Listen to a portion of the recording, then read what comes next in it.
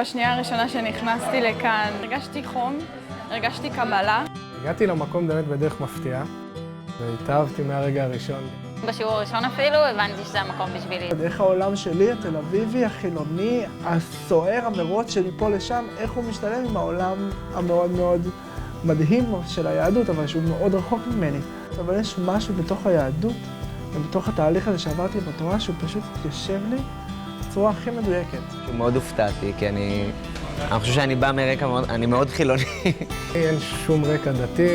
וכן, ומאוד התפכחתי כמובן, אבל גם מאוד אני חושב נפתחתי לזה. אתה מוצא הרבה יותר דברים מקרבים מאשר דברים מרחיקים בעיניי. אני גדלתי בסביבה שהיא מאוד תחרותית. וואו, אני לא ידעתי כמה זה חשוב לפרגן עד שהגעתי לפה. הלימוד פה באמת מקנה דברים מחשבתיים. יש המון הסתכלות דתית, אבל זה גם נותן מחשבה פסיכולוגית.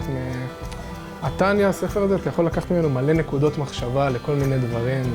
אני זוכר שיצאתי בו פעם אחת, חשבתי, אמרתי, איך לא הכרתי את הסיפור הזה, איך לא הכרתי את הנקודות המשמעותיות שלו, כי יכולתי להיות מפקד יותר טוב לפקודים שלי.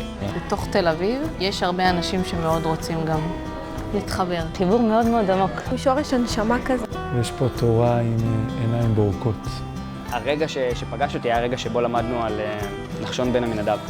שנייה לפני שאתה נכשל, שים לב שאולי אתה לפני הדרך שלך לפרוץ את הגבולות שלך. מה שהפתיע אותי זה שכל מפגש זה פשוט מדויק ברמות למה שאני עוברת בחיים שלי. כשהייתי אחרי מילואים ארוכים, הנושא הראשון, בשיעור הראשון, בשעה הראשונה שלי פה, נגעה וענתה על כל הדברים שלי ואיך אני צריך לטפל בזה ולגשת לזה. כל הגוף שלי היה פשוט צמרמורת. הייתה שבת מדהימה בבית של רעות ואריאל, ואני הולכת כבר כמה ימים עם אור על הפנים. וואו, אני בחיים שלי לא חוויתי הרגשה כזאת, כאילו כמו של ארוחת שישי שכולנו ביחד. בארוחה אצל יונתן והודיה סיימנו ב-2:30 בלילה. יש פה קסם, ויש פה איזה נחת ושקט שאני לא הצלחתי לקבל בשום מקום אחר. יש פה איזשהו קסם שפשוט מחולל את אותו דבר כל פעם מחדש, והקסם הזה זה איזשהו מפגש נשמתי, פנימי, שבן אדם פוגש את עצמו. זכינו ב-17 השנים לפגוש אלפי תל אביבים מתוקים. למדנו איתם ביחד תורה שמחיה את הלב, את הנפש. השנה גדלנו בצורה עצומה, הכפלנו את מספר התלמידים, ואנחנו רוצים להמשיך ולגדול יחד איתכם.